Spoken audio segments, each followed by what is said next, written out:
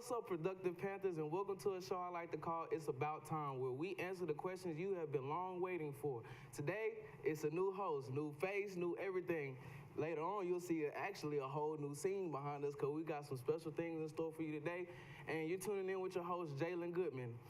Normally, DeAndre would be here, but he has his own thing. He graduated. He has his own show going on. So later on in later episodes, we'll be able to actually speak with him and see what he has going on. But today, you're tuning in with me. I'm Jaylon Goodman. I'm a mass communication major, senior business administration minor at the Pva Mutv. I'm from Alaska. My parents were both in the military, so those are the little things you get to know about me throughout the show. Today, we're going to have a very special guest that I love to call my mentor and my professor, which you'll see in the next couple minutes. Today, we're going to answer some questions you might have about what's going on in the comm department, why we have the new logo for PVAMU-TV, which is doing great, by the way, and we're going to answer all those questions today. So, with our guest here, Professor TDV, you know, commercial break. I'm sorry, ladies and gentlemen. We're going to go to a commercial break first, and when we get back, you'll see my special guest coming in today.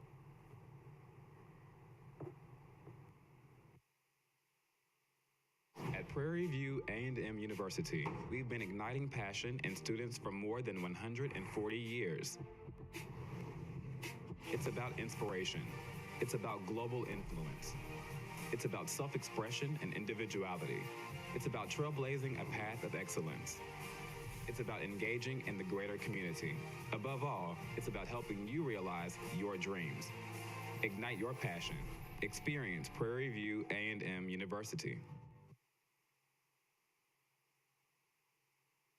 Traditions are not made overnight. They are created through a legacy of excellence and a commitment to something much greater. For more than 135 years, Prairie View A&M University has provided students with a strong academic foundation, a unique college experience, and the opportunity to make their mark on the world. This is a place where friendships are formed, discoveries are made, and dreams are realized.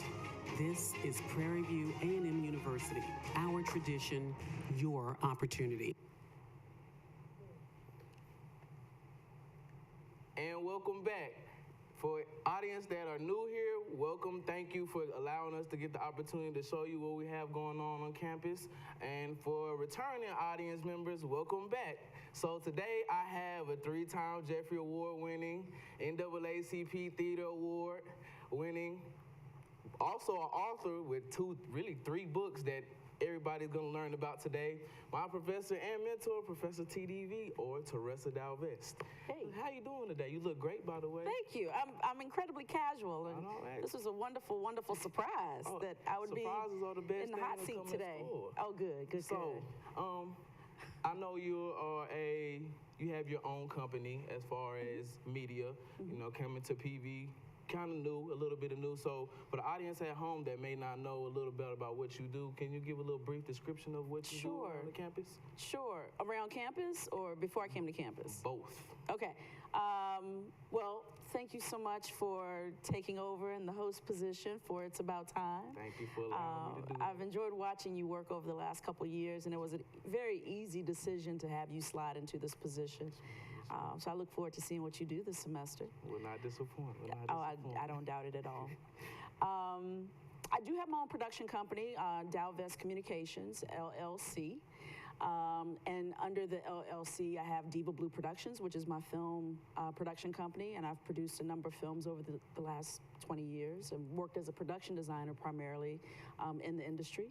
I also have my own publishing company, Diva Blue Publishing, under which I've I've published 4 or 5 books actually, 3 of which you alluded to in your intro. And I just stay busy doing a few other things. I was nominated for the NAACP Awards. I've won 3 Jeffrey Awards, which is a Los Angeles-based theater award. I've won 2 for Best Director and 1 for Best Sound Design. So I dabble in sound design on occasion, but for theater, but not so much for film. I'm still learning about film sound, so y'all are teaching me a lot there. Okay. But since coming to Prairie View 2 years ago now, it's just been wonderful getting to know you mighty Panthers and all the things that you aspire to do and how I can help you prepare for the industry by creating PVAMU-TV and just forging opportunities for you all to build your resume, build your portfolio, and shine. Okay, so as a professor at Carter G. Woodson African American Studies at University of Virginia, which is a PWI, what is it like from the transition of a PWI coming into an HBCU where it's the students of your complexion and your race that understands the background and history of African Americans and wanting to come in and kind of take over a kind of department? I'll say we were on the teeter-totter of trying to come up and we were trying to get things figured out, but you came in and kind of fixed everything. So what was it like transitioning from a PWI to a HBCU? Sure. Well, I won't claim to have fixed anything per se. I think we're growing, right? We're growing, and it's a collaborative effort. I have some amazing colleagues who have been forging this journey with me, Dr. Blackwell, Dr. Erdley, just a whole everybody. I can name all of them for various reasons and how they're inputting here. But my experience at the University of Virginia actually it extends the length of my life. I was born on the campus of UVA and grew up in Charlottesville and was the first director of the African American Heritage Program there. So my time at UVA, even though it's a PWI, was really about bringing to light African and African American history in Central Virginia, throughout the Commonwealth, and certainly on that campus. So I was given the opportunity to create a class for the Carter G. Woodson Institute of African and African American Studies. And the course was focused on how young people, or throughout the course of the 400-year history of Africans in America, how we use the latest technology to gain the social change we seek. So it was a labor of love, something I enjoyed doing. I spent a lot of time with the Black students on that campus, and so though it was a PWI, the space we created through the Woodson Institute was Black focused. And I would say in that particular space, it was almost a precursor to my experience here at Prairie View, where every step I take across this campus is an affirming step towards myself. And that's something that I love about being here. I can't say that was always the case at UVA.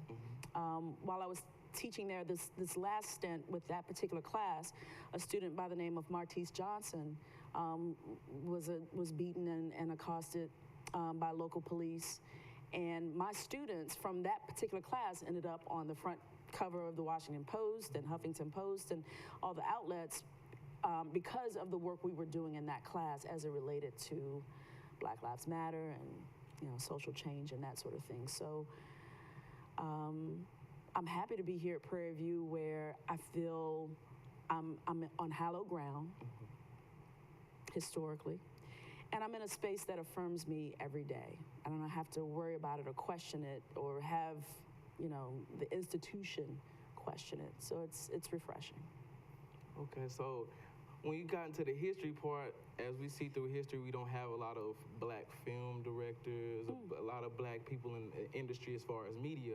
And you coming in, what is your main focus for students, trying to get them into the door of the mainstream media as far as like big picture movies, such as Sundance, which you recently went to and actually got PVAMU-TV a little type of, what we like to call clout around this campus, a little clout. This clout now, a little bit of clout on the campus for PVAMU-TV. So what was that experience like to actually try to mold and actually teach people about PVAMU-TV and actually showcase students their talents? And we have a bunch of shows on this TV network besides my show. We have Zone 4, we have Bistro Bites, we have Above Water, which is a great series that will be coming up shortly. And what was it kind of like being at Sundance and able to get the opportunity to actually teach people about what's going on PV campus? Yes, so I think with your original question of how are we using this platform to ready you all for places like Sundance or the industry at large, you mentioned Above Water, and Above Water is our web series that will be premiering later in the semester, that showcases our ability to create television in the same way you would see on Netflix or one of the broadcast channels and whatnot. And I think the idea with PVAMU-TV is not just information-based, but narrative and documentaries and different things like that. We're growing into that direction. By creating these opportunities now for you all, it gives you practice so that when you do create content you're really passionate about and you feel like, okay, now I'm ready to showcase my work in the industry and I'm really ready to showcase my work at film festivals, you're better prepared. I went to Sundance a couple weeks ago. I asked 3 of my colleagues to join me on that journey so that we can learn what are some of the latest trends in the industry. What are people looking for? What type of equipment are people using in the industry? It changes so frequently. I mean, think about your cell phone. You know, Apple comes out with a new cell phone, looks like every year, yeah. Every 9 months, there's a new thing, right? And the film and television industry is no different, you know. Shooting on state-of-the-art equipment is very important for us to remain relevant and to contend with, you know, people who are out there getting work and competing for jobs with you. So we went to Sundance to learn some of these things. We'll attend other festivals to learn these things. But we also went to forge relationships because these film festivals typically have higher education initiatives. So that means Sundance has a program called Ignite. And their focus is to get college students like yourself ready for the industry by giving you platforms to screen your work. Making those connections were very important so that we can bring them back and share them with you all. That's very interesting. That's very interesting. So before we get into any more questions, we're gonna take a quick commercial break. Hopefully you guys still here with me. You know, my first episode on Valentine's Day. Happy Valentine's Day, everybody. The single, not single, the in between. Everybody, you know, be safe out there. Have a great Valentine's, and we'll be back in the next minute or so.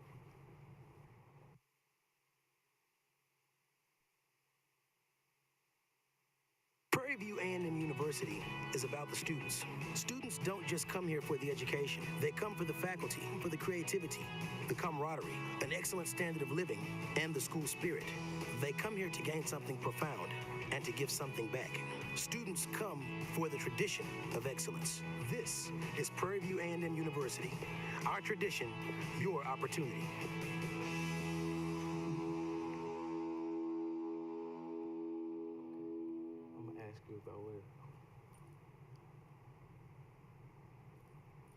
And welcome back. Welcome back, everyone. So we know about Professor TDV, the media person, but we also have the author. So you have a book called Genesis, as well as The Death of Huxtable. Oh. So what was it like going from being a communication and actually a media person to becoming a full, kind of a half-time, part-time author? What was the experience like? You know, being a writer actually came first for me. Before the filmmaking and all that kind of good stuff. When I was in the 2nd grade, I was diagnosed with dyslexia. I couldn't figure out how come I couldn't retain what I was reading, what I was understanding, and my grandmother, who had a 6th grade education, said to write. Write, you know, master the words, don't let the words master me was her approach. So I started writing, and years later, that turned into writing stories, developing characters, and then that turned into writing scripts, and then eventually, you know, longer forms, writing novellas and novels. With the death of Huxtable, I started that as just a blog series on my website, on my blog, in light of all the allegations against Bill Cosby. And growing up, being a teenager in the 80s, watching The Cosby Show, I saw myself in a family that I had never seen before on television. So then jump to, you know, the last few years where you're watching that legacy essentially being burned down. I heard a lot of people going, you know, well, Bill Cosby's America's dad, and Bill Cosby, there's no way Bill Cosby did this, and Bill Cosby. And I'm like, are you talking about Bill Cosby, or are you talking about Huxtable? Because they are two very distinct, different One's on beings. TV and one's an actual. Yeah, one's a real person, and one's a work of fiction, a beautiful work of fiction. Yeah. So I decided to kill that beautiful work of fiction to illustrate that he's not real. It's a figment of some brilliant people's imagination, but he's not real nonetheless. So I wrote this fan fiction called The Death of Cliff Huxtable so we can survive Bill Cosby. And I took each character from the original show and gave them a chapter of what they look like today in a post 9/11 world, a post a world where Black Lives Matter is the political chant, something that Theo never really had to deal with. We never saw him have to contemplate being a black man in America where the police might pull him over and shoot him on sight. I juxtaposed his presence against Cockroach. I take a look at one of the characters having been sexually assaulted at college by someone that she trusted. And, I do things to these characters that felt real, that felt current, but lived outside the politics of respectability, which that show thrived on. So that book, I was able to present it at the Virginia Festival of the Book, which is the Virginia State Book Festival. And it's just continues to do really well. I think I'm going to develop a documentary behind it, because after going to Sundance and seeing a few documentaries on Michael Jackson, R. Kelly, Harvey Weinstein, the burning down of these idols, despite the work that they created, seems important and relevant and somewhat healing. So, yeah. Okay, Yeah. so going from a more serious note to the superhero side, what's it like creating the book Genesis? You tell us all the time, she's actually my professor. I have class with her before. She always tells us, Genesis is my baby. Yeah. So explain to me, how was it like and actually getting to bring your baby to actually on paper into a real life book for everyone? Goodness, we certainly don't have enough time to talk about Genesis the way I would love to talk about Genesis, so maybe another time. Of course. But what I will say about Genesis, with the time we do have left, is I grew up loving Superman, the Super Friends, the kid of the 70s, growing up and not really seeing myself as a superhero was problematic. And in 2006, I wrote a script about some black superheroes, a team of black superheroes. And it gained some traction for a while. I won't get into all the different places where people read it, because it turns into name dropping at this point. But because they were new and no one had ever really heard of these characters, it was hard for me to sell it as a script. So I went back and rewrote it as a book series. And the first book looks at how the heroes got their power, is their origin story. And then that took off a little bit and did really well last year. And so, I don't know, I have to get back to it. PVAMU-TV keeps me incredibly busy, so I haven't really been able to work on it as of late. But to see Black Panther and Black Lightning and some of the stories that are coming out now, I do hope Storm gets her own film at some point. But to see some of the black superheroes that are a part of the DC or the Marvel canon have their own platform has been wonderful. Okay, so last question. Of course, we've mentioned PVAMU-TV on here. What is the overall goal that you have going forward for PVAMU-TV and the communication department as a whole? Sure. I think the overall ambition for PVAMU-TV is for it to be a 24-hour network, where as a result of some of the grants we've received this year, developing a couple of documentary series, again, referring to Above Water, a few other short films, the films that come out of our classrooms. I would love for that content to be live streamed online, or to create a platform, something like TV One, where we can showcase our talent and our work 24 hours a day.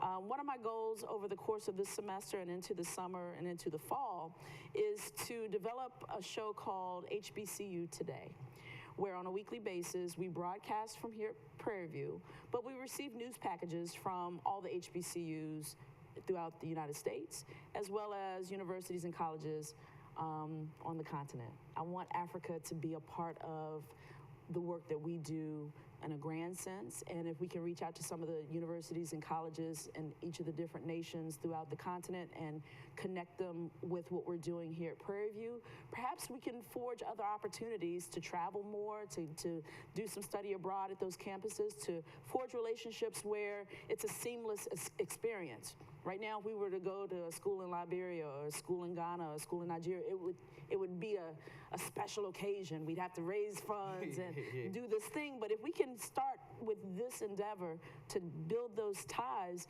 maybe summers in Ghana and summers in Kenya and a fall semester in South Africa wouldn't seem so out of the ordinary because we are already forging those relationships. So PVAMU-TV is not just entertainment. We're changing our worlds with this. Okay, that's a great answer, by the way. I didn't think you was gonna go in depth on me like that on the first episode, but well, thank you for your time and coming on the show. My pleasure. Great to have you. Great professor, great mentor, great leader as well.